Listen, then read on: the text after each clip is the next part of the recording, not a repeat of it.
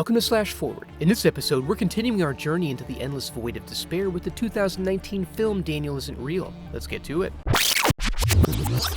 We open on a tumultuous cosmic storm before transitioning, naturally, to a diner. Here we get a barista-eye view of John Thigpen busting in and shotgunning up the joint. We then hover over a couple arguing about the strain on their relationship resulting from Claire's refusal to take her medication. This drives Luke outside for some fresh air and metropolitan sightseeing, which ends up being the inciting event for Luke conjuring up a new friend, Daniel, who we quickly learn ain't not fake. They become fast friends because he likes everything Luke likes, but is also prone to jealousy. Just you and me. Oof. This prompts Daniel to attempt to work his way back into Claire's good graces with a special recipe recovery shake. She pulls through despite his best efforts and convinces Luke to lock Daniel away. This works, and over time, the pounding of the door fades into distant memory. We flash forward to Luke in college, still quirky as ever, with his mom's situation at home deteriorating. He makes a go of living a normal college life, but his head is full of Jacobian nightmares. This drives him to visit a psychologist, who flips the script on his ass by recommending he forego fear and try to reconnect with his hallucinations.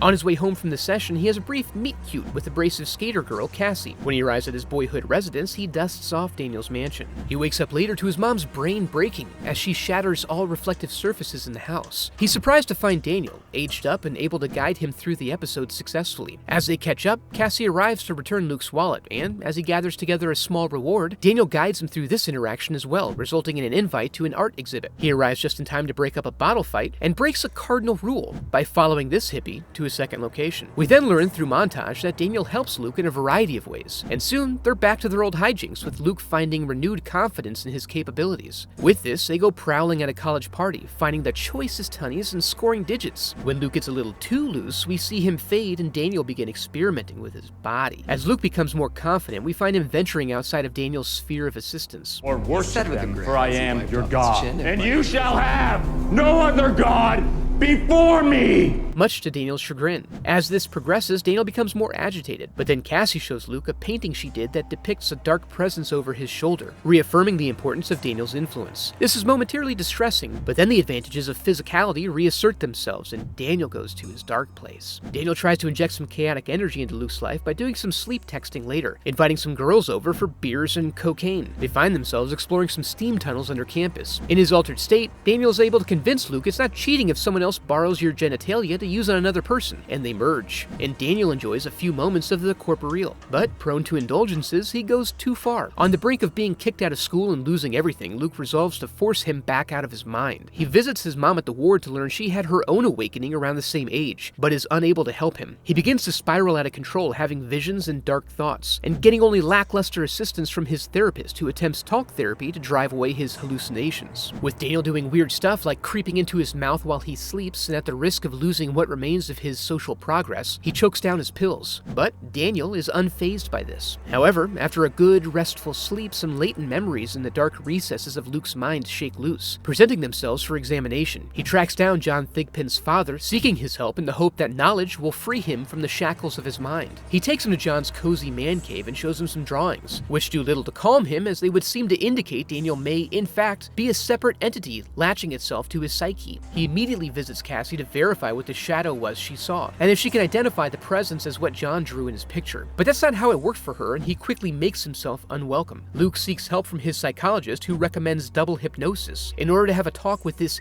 Daniel character and find out what up. He does compel Daniel to show himself, but as a separate apparition, which is unexpected and alarming. With Luke subdued and docile, he shows how he does what he does, which involves splaying Luke's mouth open like a heifer birthing a calf. Luke awakes to fresh horrors, finding Braun dead and meeting face-to-face with the true Daniel, who now forces Luke into the mansion. Then, school's out for summer as Daniel suits up and visits Cassie. Inside, Luke finds Daniel's room of secrets as Cassie realizes who's in control, and Daniel recognizes her realization. With no more pretenses, he shows himself to her, playfully rearranging Luke's face, which I'm continuing to talk over now, only as an excuse to show you more. Luke works diligently on breaking out while Cassie works on breaking Daniel's face. Inside, Luke is confronted by the last vestige of John Thigpen, who informs him he can only escape by jumping into the abyss, which he does, and then finds himself lingering in Daniel's periphery now. He's able to use the power of his imagination to run Daniel through as Cassie escapes. They engage in your standard rooftop live steel LARPing like a couple of absolute maniacs, and when Luke is unable to get the upper hand, he takes the sacrifice to come out on top, but with dubious results.